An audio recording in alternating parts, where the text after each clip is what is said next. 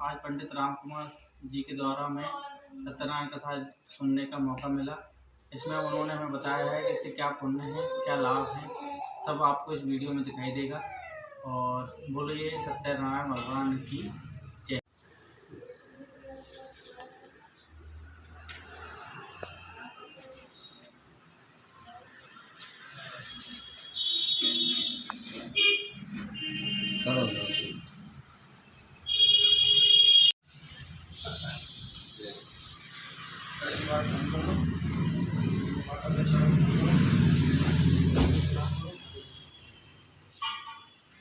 पवित्रेस्तु विष्णुभ्यो सवितुर्वा प्रस्वात्मो नामच्छिद्रेण पवित्रेण सूर्यस्य तस्यते पवित्रपूतः कामः पुनितच्छकेयं हस्तशुद्धिः।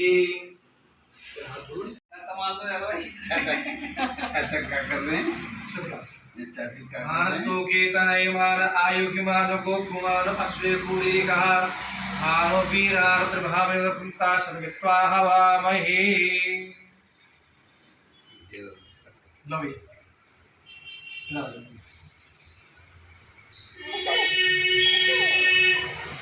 स्वास्थ्य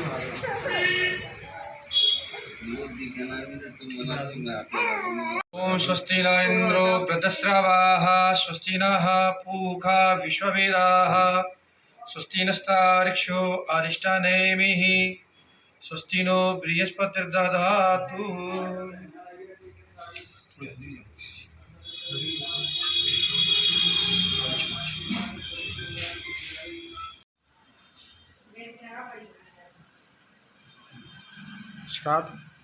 अग्निविले पूर्वितं देवशरद्वयं महापुरुषं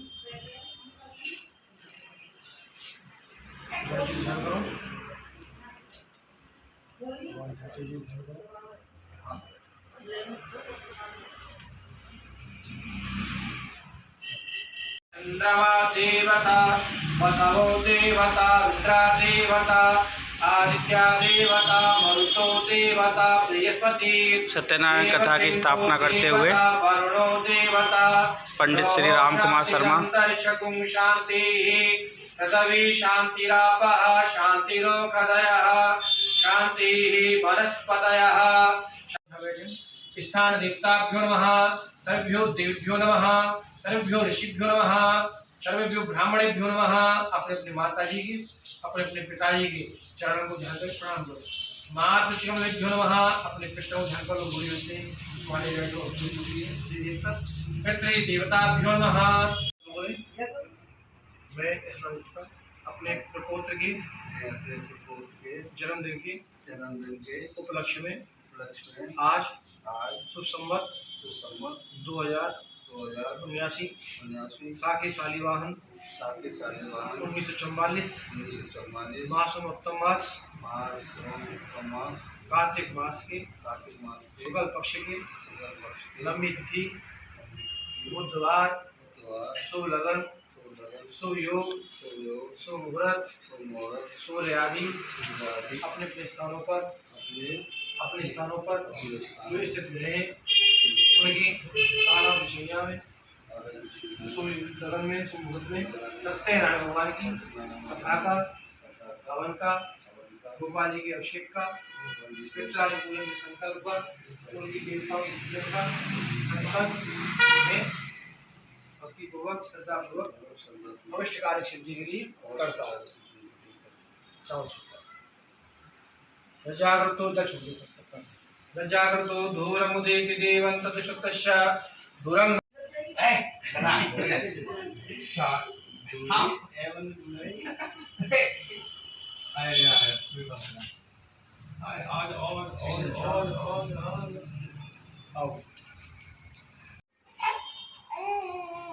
मंगलम भगवान विष्णु मंगलम गणध्वजा मंगलम पुंडरीकाक्ष मंगलास्तनु हरिः स्वस्ति न इंद्रश्रवाः स्वस्ति न पूषा विश्ववेदाः स्वस्ति नस्तार्क्ष्यो स्वस्ति नो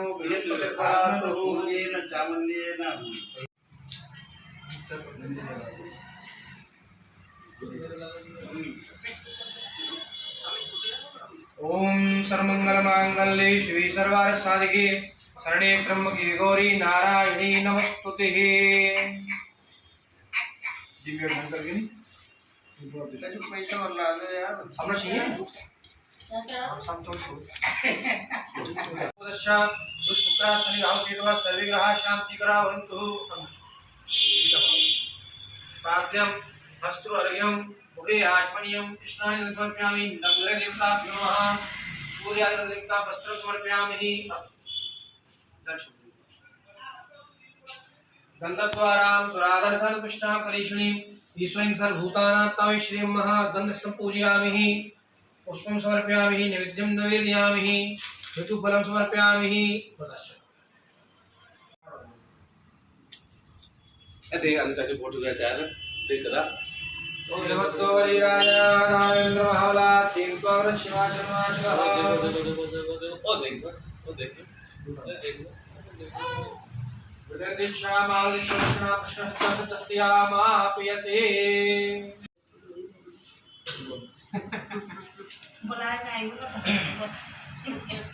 वाष्पाणे नमस्तुभ्यं बलविनी जीवनायका यावत्तं समाप्ति स्यात् तावत्तं सुस्त्वा सन्निधो भवः कलशिष्टस्थापयामः।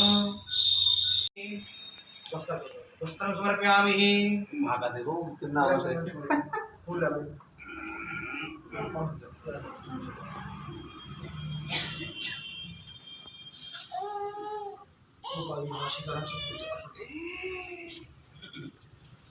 पुष्पं समर्पयामि। तुलसीदासनानि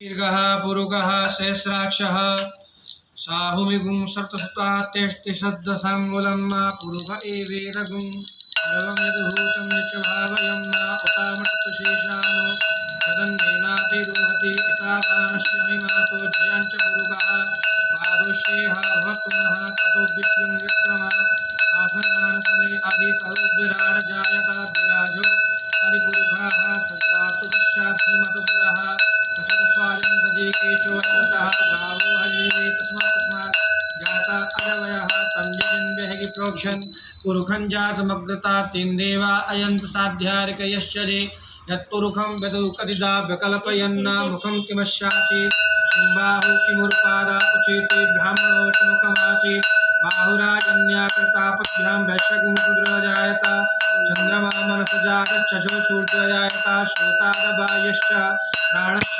मुखादग्निरजायत नाभ्या आसीदन्तरिक्षगुं शिष्णोधोः समवर्त कलव्यां भूमिदिशः श्रोत्रा तथा लोका अगलपयन्ना यत्पुरुषेण हविषा देवाय तन्वता पूरी भर के वसन्तोषासिताज्यं भिक्षपितमाः शरदभिः सप्ताशासन् परधयस्त्रीः सप्तसमिता कृताः दिन्तन्वान अवदनं पुरुखं पशुं वा जजनेन जजमजन्त देवास् तानि धर्माणि प्रथमान्यासन्नः तिहनाकं महिमानः पूर्वे साध्या सन्ति देवाः। चलो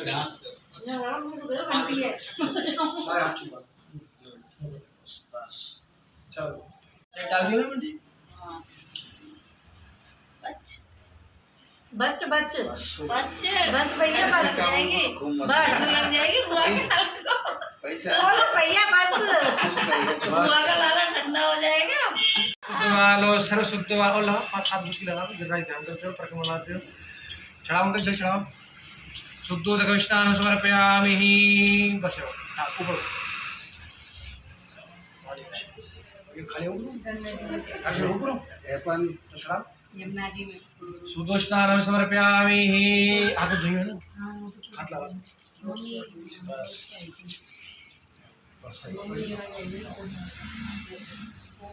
शुद्धवालो मेरे भाई एक जगह शुद्धवालो सर्व शुद्धवालो तस्मिन् शितास्तो रुद्रस्ते लक्ष्मी नारायण नारायण भजमन नारायण नारायण नारायण। जैसे लड़का मैंने ऐसे बनाओ ना इस बनाओ आगे आगे की तरफ से अटक गई है शीशी तुम्हारी तरह है उधर आपको ऊपर ले जाना पड़ेगा तुम्हारे पास ये ना रूम लगे उनके हाथ में मत करिए प्रारंभ होता है ध्यान सुने। एक समय की बात है नेमी सारे नाम के तीर्थ स्थान पे सौनकादि 88,000 ऋषि मुनियों ने श्री सूत जी महाराज के पास गए और सूत जी महाराज के पास जाकर के पूछा कि हे प्रभु, इस कलयुग में वेद विद्या रहित तो मनुष्यों को प्रभु भक्ति किस प्रकार से प्राप्त होगी, उनका उद्धार कैसे होगा। इसलिए हे मनुष्य, कोई ऐसा तब कहिए जिससे थोड़े समय में पुण्य की प्राप्ति हो जावे, मनोवांछित फल की प्राप्ति होवे। ऐसी कथा सुनने की हमारी इच्छा है। तब सर्वशास्त्रों की ज्ञाता श्री सूत जी महाराज बोले कि हे वैष्णव में पूजनीय, आप सबने सभी प्राणियों के हित की बात पूछी है। अब मैं उस श्रेष्ठ व्रत को आप लोगों से कहूंगा जिस व्रत को नारद जी ने लक्ष्मी नारायण भगवान से पूछा था। लक्ष्मीपति भगवान विष्णु ने मुनियों में श्रेष्ठ नारद जी से जो कहा उसे आप ध्यान से सुनिए। एक समय की बात है, योगीराज नारद जी दूसरों के हित की इच्छा से, परोपकार की, कल्याण की इच्छा से अनेकों लोगों में घूमते हुए मृत्यु लोक में आ पहुंचे और यहाँ पर अनेक योनियों में जन्मे हुए प्राय सभी मनुष्यों को अपने अपने पूर्व जन्म में किए हुए कर्मों के अनुसार अनेक प्रकार के दुखों से पीड़ित देखा और पीड़ित देख करके सोचा कि किस प्रकार के यत्न को करने से, किस प्रकार के प्रयास को करने से निश्चित ही इन सभी प्राणियों के दुखों का नाश हो सकेगा।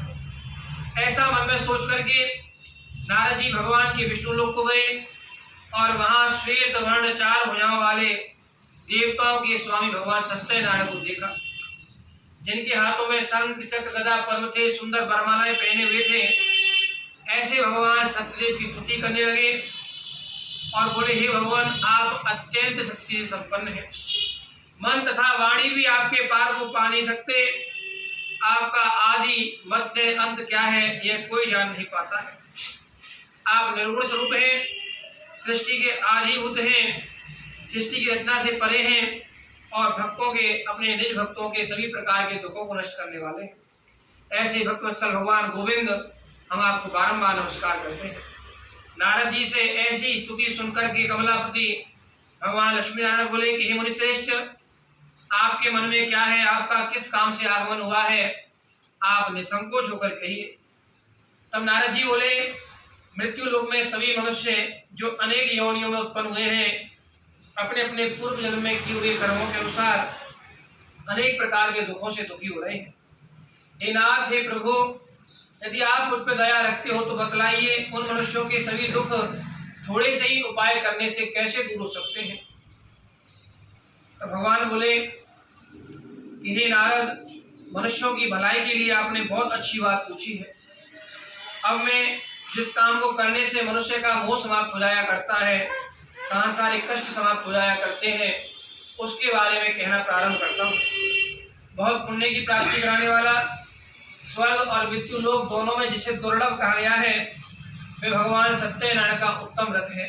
आज श्रद्धा भक्ति के वशीभूत होकर के, भगवान के प्रेम के वशीभूत होकर के आपसे कहता हूँ कि सत्यदेव भगवान का यह व्रत अच्छी प्रकार से जो विधान पूर्वक नियम अनुसार किया करता है, विधि विधान के साथ किया करता है, ऐसा जो मनुष्य होता है वह धरती पे आयु भर सुख प्राप्त करके अंत समय पर मोक्ष की प्राप्ति करता है। श्री भगवान के कहे हुए ऐसे वचनों को सुनकर के नारद जी बोले कि हे भगवान, इस सत्यदेव भगवान के व्रत का क्या फल है, क्या विधि विधान है, किस प्रकार से भगवान का व्रत करना चाहिए, किस दिन ये व्रत करना चाहिए, विस्तार के साथ कहिए। तो भगवान बोले, हे नारद, दुख सुख आदि को दूर करने वाला, धन धान्य को बढ़ाने वाला, सौभाग्य और संतान की प्राप्ति कराने वाला यह सत्यदेव भगवान का व्रत है, जो सभी स्थानों पर विजय की प्राप्ति कराया करता है, सभी कार्यों में विजय की प्राप्ति कराया करता है।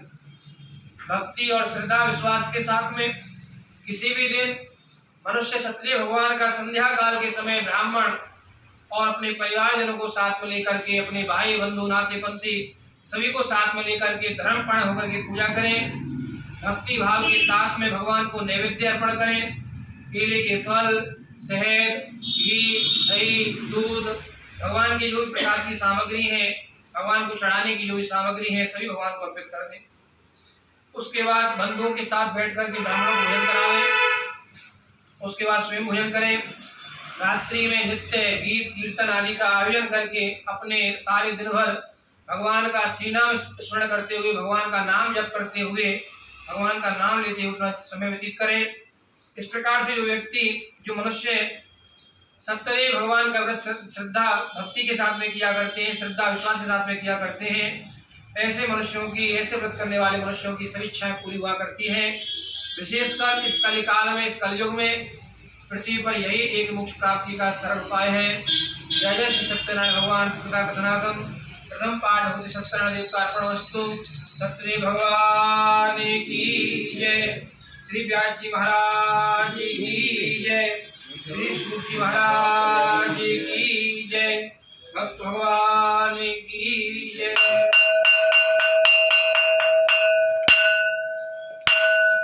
श्रीमन्नारायण नारायण नारायण भजमन नारायण नारायण नारायण लक्ष्मी नारायण नारायण नारायण लक्ष्मी नारायण नारायण नारायण भजमन नारायण नारायण नारायण माता नारायण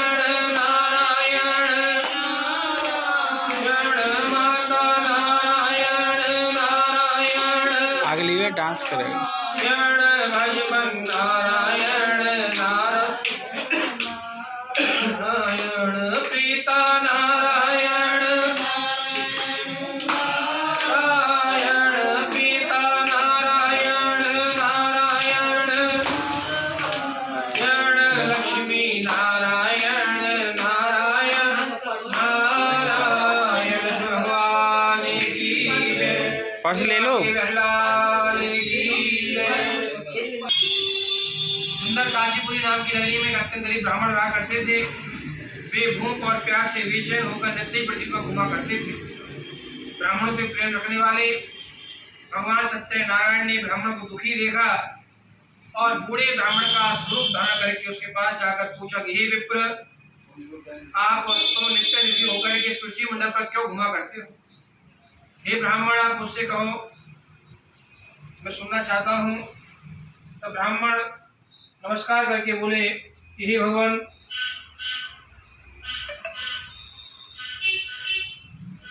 ब्राह्मण हुए, मैं निर्धन ब्राह्मण हूँ और भिक्षा मांगने के लिए पृथ्वी पर फिरा करता हूँ। इसलिए हे भगवान, यदि आप इस भिक्षावृत्ति के कर्म से छुटकारा पाने का, मुक्ति का कोई उपाय जानते हो तो कृपा करके मुझसे कहिए। तब ब्राह्मण बोले कि हे विप्र, श्री सत्यनारायण भगवान मनवांछित फल को देने वाले हैं, इसलिए तुम उनके पूजन को करो। जिन भगवान सत्यदेव के पूजन को करने से मनुष्य सभी प्रकार के सुखों से मुक्त हो जाया करता है।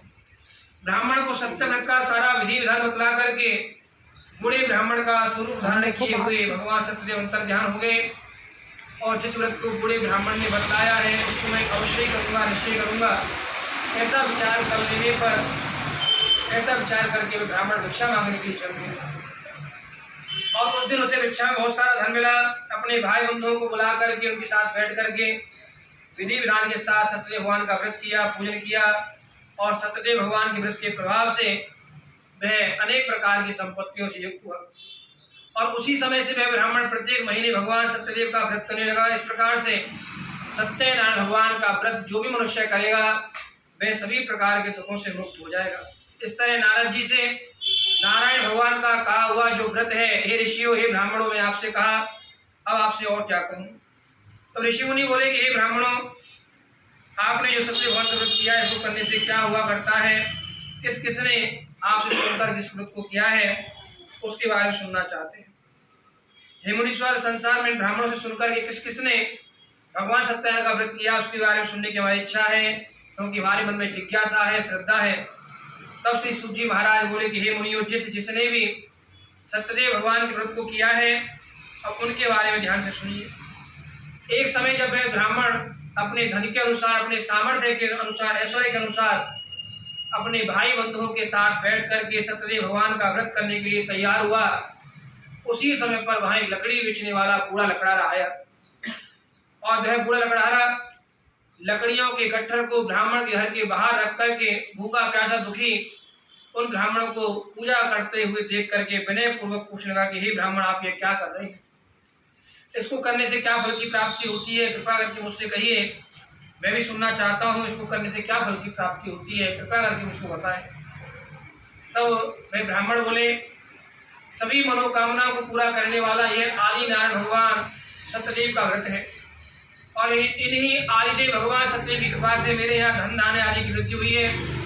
ब्राह्मण से इस व्रत के बारे में जान करके लकड़हारा बहुत प्रसन्न हुआ, चरणामृत लिया और प्रसाद खाने के बाद अपने घर को आ गया। अगले दिन लकड़हारे ने अपने मन में इस प्रकार से संकल्प किया कि आज गांव में लकड़ी बेचने से जो भी धन की प्राप्ति होगी उसी धन के द्वारा भगवान सत्यनारायण का व्रत व पूजन में अवश्य करूंगा। ऐसा मन में विचार करके वह बूढ़ा लकड़हारा लकड़ियों के गट्ठर को सिर पर रख करके उस नगर में पहुंचा जहां पर धनवान लोग रहा करते थे। ऐसे सुंदर नाम के नगर में गया और उस दिन उसे लकड़ियों का दाम पहले दिनों के पीछे चौगुना प्राप्त हुआ। तब वह बूढ़ा लकड़हारा दाम लेकर के अत्यंत प्रसन्न मन से पके केले के फल, शक्कर, घी, दूध, दही, गेहूं का आटा, सवाया लेकर के सत्यदेव भगवान की सभी सामग्रियों को लेकर अपने घर को आया। अपने परिवारजनों को बुलाया, अपने भाई बंधुओं को बुलाया और अपने भाई बंधुओं को बुला करके उनके साथ बैठ करके सत्यदेव भगवान का पूजन किया, व्रत किया और श्री सत्यनारायण भगवान के व्रत के प्रभाव से वह बूढ़ा लकड़हारा धनवान हुआ, पुत्रवान हुआ, संसार के सभी सुखों को प्राप्त करके श्री वैकुंठ लोक को चला गया। जय जय श्री सत्यनारायण भगवान कृतनागम द्वितीयो पाठ भगवते सत्यनारायण देवतार्पणमस्तु। सत्यदेव भगवान की जय। श्री व्यास जी महाराज की जय। श्री सूत जी महाराज की जय। भक्त भगवान की जय। राधे। श्रीमन्नारायण नारायण नारायण भजमन नारायण नारायण नारायण लक्ष्मी नारायण नारायण नारायण लक्ष्मी नारायण नारायण नारायण भजमन नारायण नारायण नारायण बंधु नारायण नारायण नारायण बंधु नारायण नारायण नारायण भजमन नारायण नारायण भगवान की जय। श्री गोपाल जी महाराज की जय। भक्त भगवान नाम के बुद्धिमान राजा हुआ करते थे। वे राजा हमेशा सत्य बोलने वाले, अपने इंद्रियों पर नियंत्रण रखने वाले थे। प्रतिदिन देव मंदिरों पर जाकर गरीब ब्राह्मणों को धन देकर उनके कष्ट दूर किया करते थे। उनकी पत्नी कमल की समान मुखवाली सती साध्वी थी। एक दिन भद्रशिला नदी के किनारे पे उन्होंने पुत्र प्राप्ति की इच्छा से भगवान श्री सत्यनारायण का व्रत किया, पूजन किया और इस प्रकार से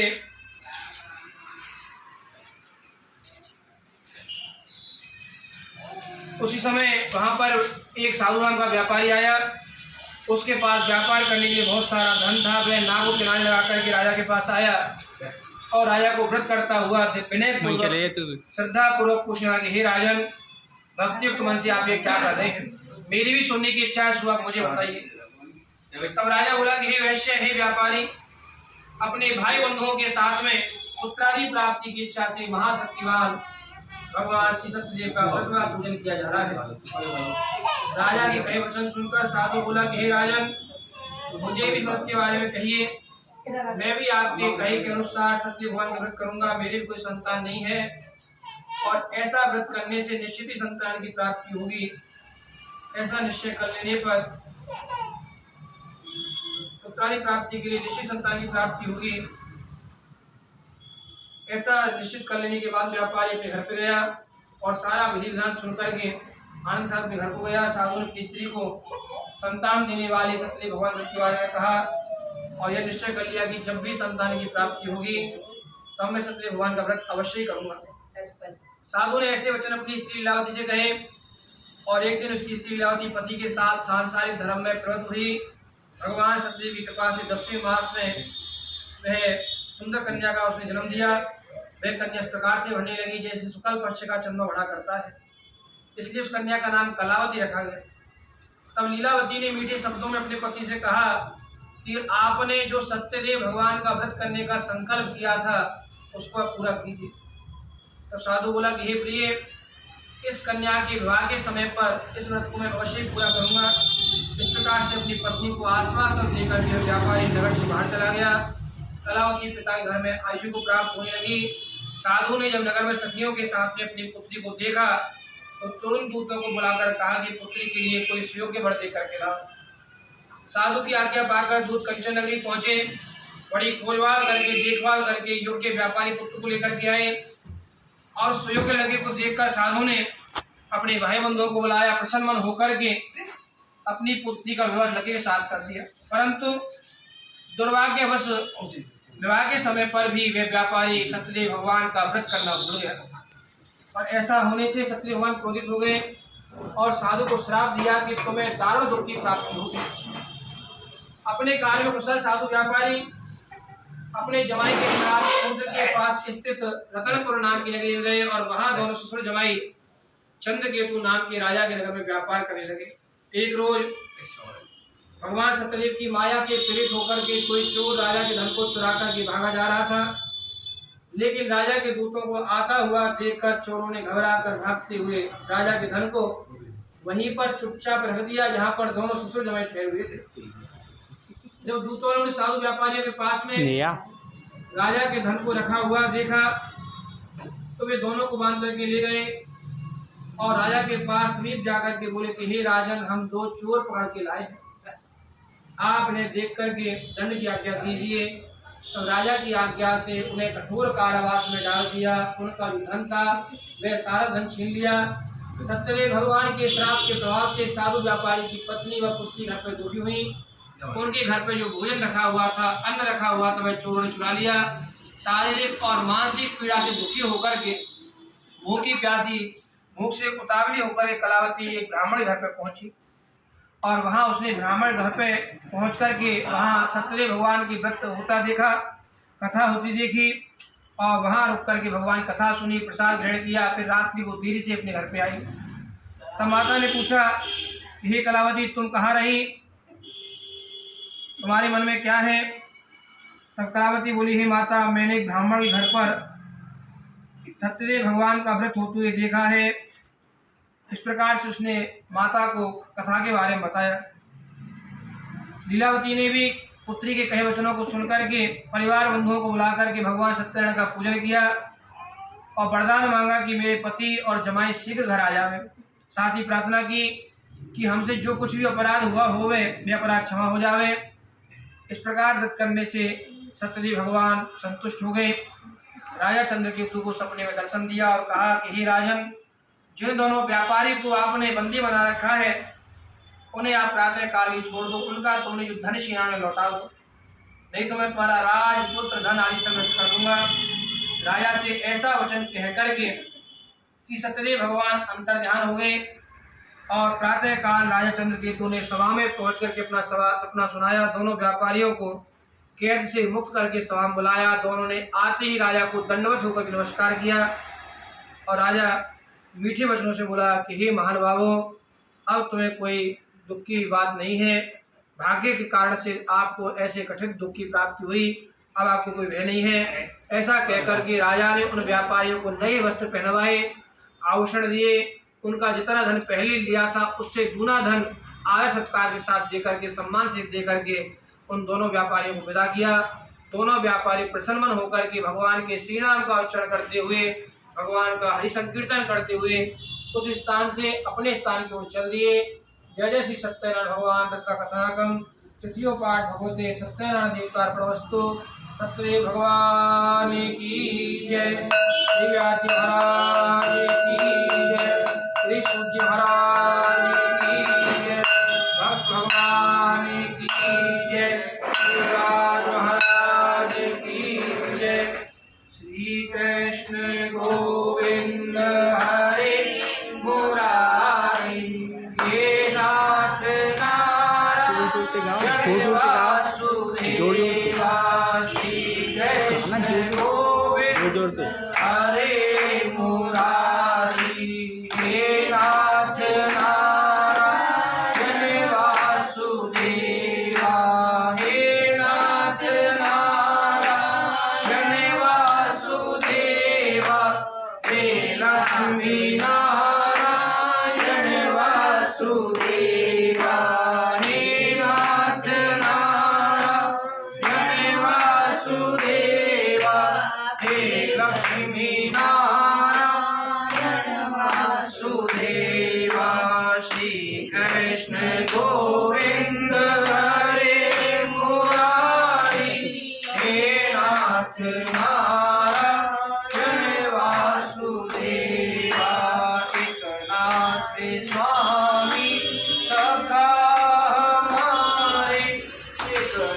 नाथ स्वामी सखा हमारे, दूजा न कोई सिवा तुम्हारे।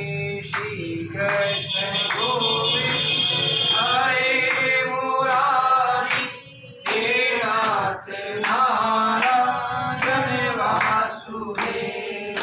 शिवा की लाल की जय, बोलो मोहन जी महाराज की जय।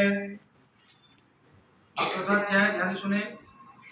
श्री सूत जी महाराज बोले, व्यापारियों ने भगवान का मंगलमय नाम उच्चारण किया, भगवान का हरिशंकर किया, उसके बाद अपनी आगे की यात्रा को आरंभ कर दिया। थोड़ी ही दूर निकले थे कि दंड को हाथ में लिए हुए ब्राह्मण वेश में भगवान सत्यनारायण उन व्यापारियों की परीक्षा लेने के लिए आए और उनसे पूछा कि हे साधु, तुम्हारे नाम में क्या रखा हुआ है।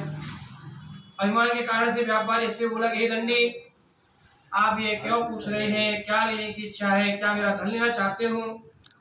मेरे नाम में तो बेल पत्ते भरे हुए हैं। व्यापारी के कहे ऐसे कठोर वचन को सुनकर के श्री भगवान बोले कि तुम्हारा कहा हुआ वचन सत्य हो जावे। और दंडी स्वामी ऐसा कहकर के वहां से कुछ दूर जाकर चले गए और कुछ दूरी पर जाकर के समुद्र के किनारे बैठ गए। दंडी स्वामी के चले जाने के बाद में व्यापारियों ने नृत्य क्रिया की, नृत्य कर्म किया और नृत्य कर्म करके जब नाव को हल्का देखा, नाव को कम वजन वाली देखा, हल्की हुई देखा तो अचंभित हो गए। नाव में बेल पत्ते भरे देख करके मूर्छित होकर जमीन पर गिर पड़ा। फिर मूर्छा खुलने पे शोक प्रकट करने लगा। तब उनका जमाई बोला कि आप ये शोक ना करें, ये दंडी स्वामी का श्राप है, अतः हमें उनकी शरण में चलना चाहिए, तभी जाकर के हमारी मनोकामनाएं पूरी होंगी। दामाद के कहे वचन सुनकर के व्यापारी दंडी स्वामी के पास पहुंचे और अत्यंत श्रद्धा भाव के साथ में, भक्ति भाव के साथ में भगवान को नमस्कार करके बोले कि हे भगवान, आपकी माया से जो मोहित हो जाया करते हैं, आपकी माया से जो मोहित हो चुके हैं, ऐसे ब्रह्मा आदि भी आपके पार को पा नहीं पाते। फिर मैं आपके बारे में कैसे समझ सकता हूँ, कैसे आपके बारे में जान सकता हूँ? आप विस्तार के साथ आप प्रसन्न हो जाइए और सामर्थ्य के अनुसार मैं आपकी पूजा करूँगा, सेवा करूँगा, उपासना करूँगा, मेरी रक्षा कीजिए और पहले के समान मेरी नाम में धन भर दीजिए। उसके कड़ु वाक्यों को सुनकर के, उसके विनय वाक्यों को सुनकर के भगवान प्रसन्न हो गए और उसकी इच्छा के अनुसार वरदान देकर के बोले, वरदान देकर के अंतर्ध्यान हो गए। तब व्यापारियों ने नाव पे आकर देखा कि नाव धन से भरी हुई है। तब वे भगवान सत्यदेव का पूजन करने लगे। भगवान का पूजन करके अपने साथियों के साथ अपनी नगरी को चल दिए। जब वे अपने नगर के निकट पहुंचे तो धन के पहरेदारों को व्यापारी ने अपने घर पर संदेश देने के लिए भेज दिया। दूतों ने साधु के घर जाकर के स्त्री को नमस्कार किया और कहा कि साधु अपने जमाई के साथ में इस नगर के पास आ चुके हैं। ऐसे कहे वचन सुनकर के साधु की स्त्री ने बड़े ही प्रसन्नता के साथ, बड़े ही हर्ष के साथ में भगवान सत्यनारायण का पूजन किया। अपनी पुत्री से कहा कि मैं अपने पति के दर्शन के लिए जा रही हूँ, तू भी अपना कार्य पूर्ण करके शीघ्र आना। परंतु कलावती माता के कहे वचनों को अनसुना करके, कई वचनों की अवहेलना करके प्रसाद छोड़ करके अपने पति के दर्शन के लिए चले गई और प्रसाद की अवज्ञा होने के कारण से, प्रसाद की अपेक्षा होने के कारण से भगवान सत्य रुष्ट हुए। उसके पति को नाव के साथ जल में डुबो दिया। कलावती अपने पति को ना देखकर रोती हुई जमीन पर गिर पड़ी। इस तरह नौका को डूबा हुआ कन्या को रोता बिलखता हुआ देख करके साधु दुखी हुआ। बोला कि हे प्रभु, मुझसे या मेरे परिवार से जो कुछ भी भूल हुई हो उसको आप क्षमा करिए। उसके दीन वचन सुनकर के भगवान श्री सत्यदेव प्रसन्न हो गए। आकाशवाणी भई कि हे साधु, तुम्हारी कन्या मेरा प्रसाद छोड़ कर के आई है, इसलिए इसका पति अदृश्य हुआ है।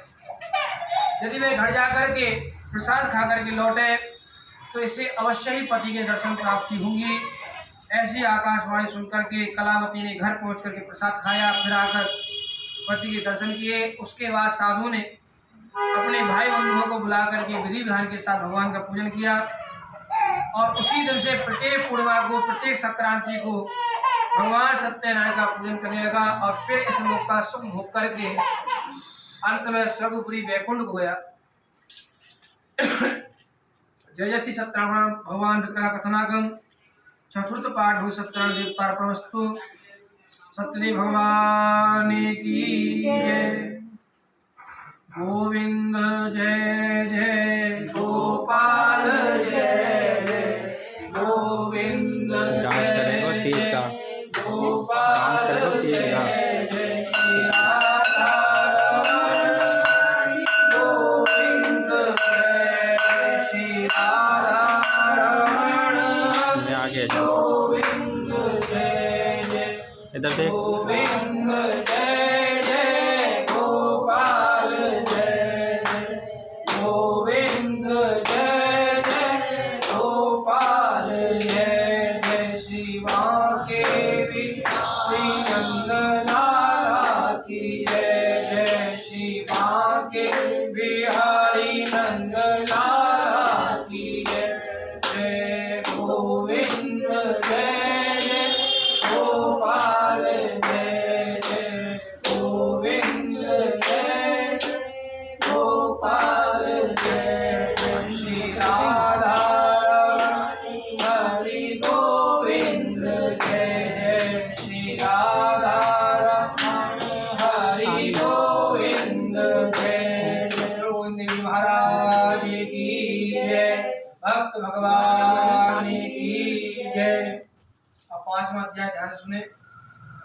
कि सूजी महाराज बोले कि हे ऋषियों, मैं एक और कथा कहता हूँ, ध्यान से सुनिए। प्रजापाल में लीन तुंगध्वज नाम के राजा हुआ करते थे।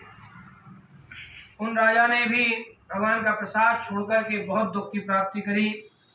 एक समय की बात है, वह राजा घने जंगल में गया और घने जंगल में जाकर के जब वन्य पशुओं का शिकार करके बड़के पेड़ के पास आया तो वहां उसने देखा कि बड़के पेड़ की छांव में ग्वाल भक्ति भावना के साथ में अपने परिवार भाई बंधुओं के साथ बैठ कर के भगवान श्री सत्यनारायण का पूजन कर रहे हैं। लेकिन अभिमान होने के कारण से राजा ना तो वहां गया, ना तो वहां बैठ के कथा सुनी और ना ही वहां प्रसाद ग्रहण किया, ना ही भगवान को नमस्कार किया। जब ग्वाल वालों ने भगवान का प्रसाद उसके सामने रख दिया तो प्रसाद को छोड़ करके अपनी सुंदर नगरी को चला गया। और वहां पहुंचने पर, उस नगरी में पहुंचने पर जब उसने अपना सब कुछ नष्ट पाया तब वे जान गया सब श्री भगवान सत्यदेव ने किया है। तब वे उसी स्थान पे पहुंचा जहाँ पे ग्वाल वाल कथा कर रहे थे और वहां पहुंच करके विधि विधान के साथ में भगवान सत्यनारायण की पूजा करी, भगवान का प्रसाद ग्रहण किया। तो जैसे उसे पहले धन धान्य की प्राप्ति थी, उस प्रसाद ग्रहण करने के बाद में, कथा सुनने के बाद में उसे पहले के समान धन धान्य आदि की प्राप्ति हुई, समृद्धि प्राप्ति हुई। और फिर वह दीर्घ काल तक सुख प्राप्त करके अंतिम समय के समय पर भगवान के श्री धाम वैकुंठ धाम को चला गया। जो भी मनुष्य इस परम दुर्लभ भगवान सत्यनारायण के व्रत को करता है, भगवान सत्यदेव के व्रत को करेगा, भगवान सत्यनारायण की कृपा से उसे धन और धान्य की प्राप्ति हुआ करती है। निर्धन जो व्यक्ति होते हैं वे धनवान हो जाया करते हैं। भगवान की पूजा और व्रत अर्चना के योग से जो बंदी होते हैं बंधनों से मुक्त हो जाया करते हैं, बंधनों से मुक्त होकर निर्भय हो जाया करते हैं। संतानहीन जो होते हैं उन्हें संतान की प्राप्ति होती है। भक्त जो हुआ करते हैं भगवान की भक्ति प्रसाद को प्राप्त करके, भगवान सत्यदेव की अनुकंपा को प्राप्त करके अंत समय के समय पर श्री धाम, परम धाम, वैकुंठ, गोलोक को जाया करते हैं। जिन्होंने पहले भी भगवान सत्यदेव के व्रत को किया है, उनकी कथा को किया है, उनके अगले जन्म कैसे हुआ करते हैं, भगवान के भक्ति प्रसाद को प्राप्त करके उनका अगला जन्म कैसे निकला करता है, कैसे भगवान की साधना किया करते हैं, उसके बारे में सुनाते हैं। व्रत सतानंद नाम के जो ब्राह्मण थे उन्होंने भगवान श्री सत्यदेव का व्रत किया, पूजा की, अर्चना की और भगवान सत्यदेव के व्रत के प्रभाव से अगले जन्म में उन्होंने सुदामा के शरीर को प्राप्त किया और सुदामा के शरीर को प्राप्त करके भगवान कृष्ण की भक्ति को प्राप्त कर लिया। भगवान कृष्ण की भक्ति को प्राप्त करके मोक्ष की प्राप्ति करी। जो उल्कामुख नाम के राजा का प्रसंग कथा में आया करता है, उन्होंने भगवान सत्यदेव की कृपा प्राप्त करके दशरथ के शरीर को प्राप्त किया। अयोध्या के राजा दशरथ बने और भगवान श्री राम को पुत्र के रूप में प्राप्त करके वैकुंठ को चले गए। और साधु नाम के जो व्यापारी थे वे अगले जन्म में भगवान की कृपा प्रसाद को प्राप्त करके मोरध्वज बने, अपने पुत्र को आर्य से चढ़वा करके मोक्ष की प्राप्ति करी। उसी प्रकार से महाराज तुंगध्वज हुए, वे स्वाभिमानी मनु के शरीर को प्राप्त किया। वे स्वाभिमानी मनु के शरीर को प्राप्त किया और राजा मनु ने लोगों को भगवान का भक्ति का उपदेश दिया, लोगों को भगवान की भक्ति में लगाया, उनको अच्छे कर्म करने के लिए प्रेरित किया, सत्कर्म करने के लिए प्रेरित किया और भगवान की भक्ति कृपा प्रसाद से स्वयं मोक्ष की प्राप्ति कर ली। स्वयं भगवान की भक्ति में लीन होकर के अन्यों को भगवान की भक्ति में लगा करके मोक्ष की प्राप्ति कर ली। लकड़हारा जो भील था अगले जन्म में भगवान की भक्ति प्रसाद से निषाद हुआ और भगवान श्री राम के चरण कमलों की सेवा प्राप्त करके उनकी सेवा करके मोक्ष की प्राप्ति कर ली। जय जय श्री दत्त भगवान कथनागम भगवती सत्यनारायण देवता अर्पणमस्तु। सत्यदेव भगवान की जय, श्री व्यास जी महाराज की जय, भक्त भगवान की जय, श्री गोपाल जी महाराज की जय, राधा रानी की जय, भक्त भगवान की जय, गौ माता की जय, सत्य सनातन धर्म की जय। जय जय श्री राधे।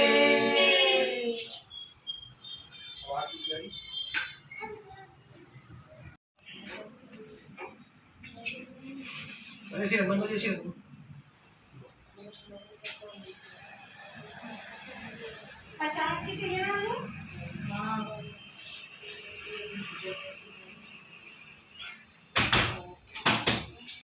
अग्नि मिले कुलतम देव शरतम होतारत धातु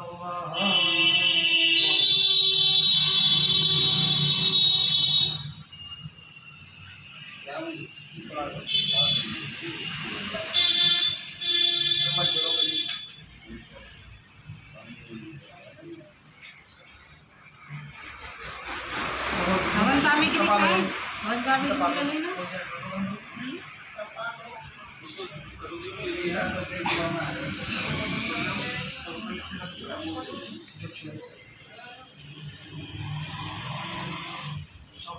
लिया भी आंदोलन आपको आप कुछ डाल लीजिए। प्रजापति स्वाहा,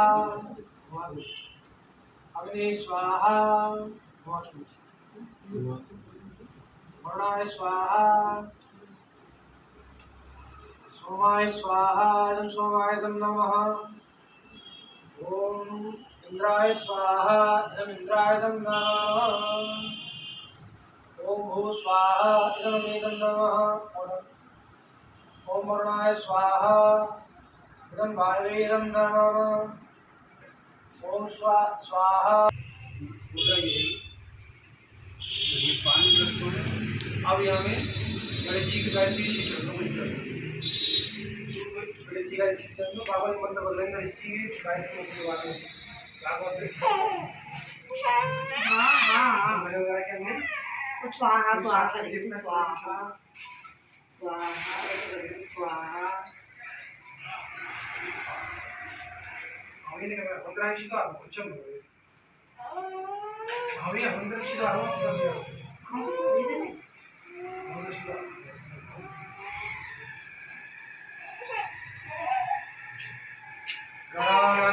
गणपति भगामहि प्रियाणपतये स्वाहा। स्वाहा बोलो, स्वाहा बोलो। ओम गम गणपतये स्वाहा। ओम गम गणपतये स्वाहा। ओम गम गणपतये स्वाहा। ओम अम्बे अम्बिके अम्बालिके नमानयति कशनः। अम्बे अम्बिके अम्बालिके नमानयति कशनः। सहतशुकः सुगतिका काम पीलवा सिंह अम्बिकाय स्वाहा। इदम् अम्बिकाय नमः। अम्बे अम्बिके सिंह अम्बिकाय स्वाहा। ओम अम्बिकाय स्वाहा। ओम अम्बिकाय स्वाहा नमः। अब गायत्री मंत्र क्या होगी? ओम भूर्भुवः स्वः तत्सवितुर्वरेण्यं भर्गो देवस्य धीमहि धियो यो नः प्रचोदयात् स्वाहा। इदं गायत्रीं नमः। भूर्भुवः स्वः तत्सवितुर्वरेण्यं भर्गो देवस्य धीमहि धियो यो नः प्रचोदयात् स्वाहा इदं गायत्रीदं नमः ॐ भूर्भुवस्वः तत्सवितुर्वरेण्यं भर्गो देवस्य धीमहि धियो यो नः प्रचोदयात् स्वाहा इदं गायत्रीदं नमः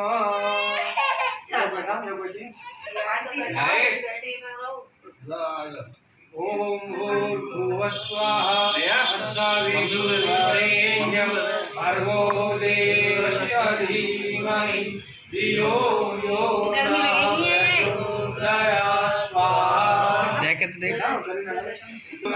प्रचोदयात् स्वाहा इदं गायत्रीदं नमः ॐ भूर्भुवस्वः तत्सवितुर्वरेण्यं भर्गो देवस्य धीमहि धियो यो नः प्रचोदयात् धीमहि धियो यो नः प्रचोदयात् स्वाहा इदं गायत्रीदं नमः ॐ भूर्भुवस्वः तत्सवितुर्वरेण्यं भर्गो देवस्य धीमहि धियो यो नः प्रचोदयात् स्वाहा इदं गायत्रीदं नमः ॐ भूर्भुवस्वः तत्सवितुर्वरेण्यं भर्गो देवस्य धीमहि धियो यो नः प्रचोदयात् स्वाहा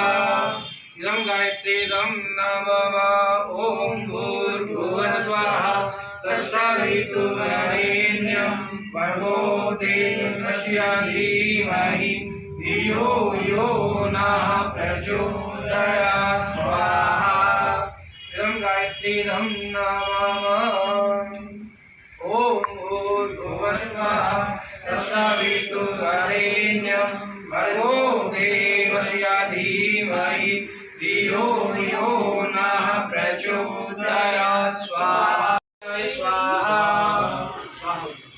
ओम श्राम ह्रीं श्रों सचनोषे स्वाहा स्वाहा इदं चंद्रवसे नमः क्रां ह्रीं क्रों स भौमाय स्वाहा स्वाहा इदं भौमायदं नमः क्रां ह्रीं क्रों स बुधाय स्वाहा स्वाहा इदं बुधायदं नमः ओम ग्रां ह्रीं क्रों स गुरुवे स्वाहा स्वाहा इदं गुरुवे इदं नमः ओम ग्रां ह्रीं क्रों स शुक्राय स्वाहा स्वाहा इदं भृगुराजाय इदं नमः ओम प्रां ह्रीं क्रों स शंसने स्वाहा स्वाहा इदं शनेदं नमः अटकं गौरगौरं करुणावतारं संसारसारं हृदयेन्द्रहारं तदा वसन्तं हृदयारविन्दे भवं भवानी सहितं नमामि भवं भवानी सहितं नमामि मैम आप बढ़िया बजा रहे हो लेकिन अभी हार्ट को ऑपरेशन करवा के ना बताइए घंटी है घंटी बजा ये बजाना घंटी ओम जय जगदीश हरे स्वामी जय जगदीश हरे आज जनोगे संकट आज जनोगे संकट कर में दूर करे ओम जय जगदीश हरे ओ जाए पर पावे दुख विनाश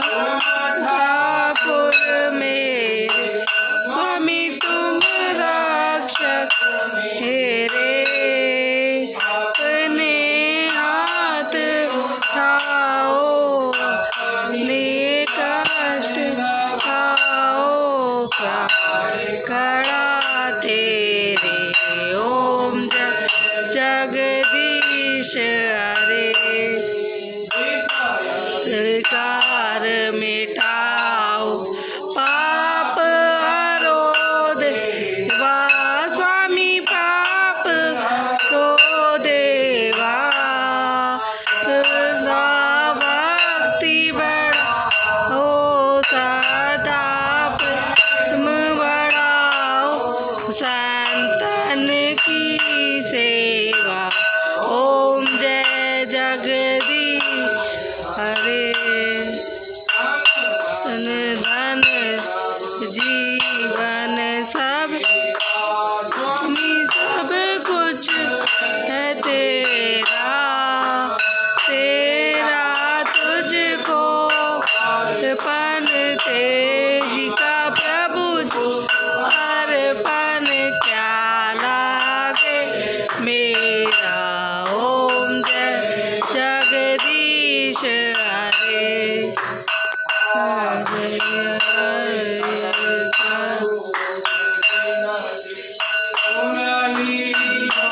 मेरी स्वामी सुनली जो मेरी उठती हाथ में बंसी के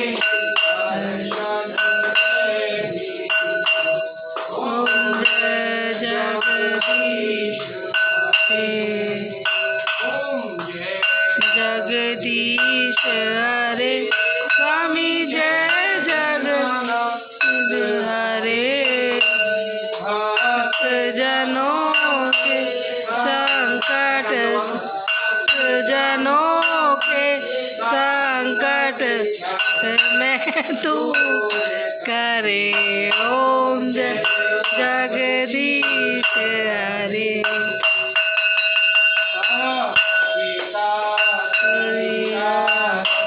जो कोई न आवे स्वामी जो सहित गावे जयत शिवानंद स्वामी भजत हरि हरे स्वामी वांछित फल पावे ओम जय जगदीश हरे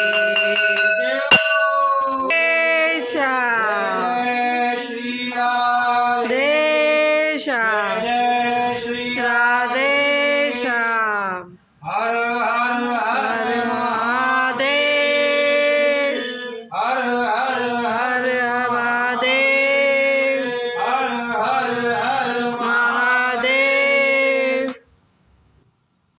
आपको ये वीडियो बहुत अच्छी लगी होगी। आपने इसमें देखा होगा कि सत्यनारायण कथा क्यों कराई जाती है, इसका क्या पुण्य है, क्या लाभ है। इसी तरह मैं आपको और भी कथाओं के बारे में बताता रहूँगा। अगली वीडियो में मैं आप दोबारा मिलूँगा। मैं आप नमस्कार। बोलो सत्यनारायण भगवान की जय।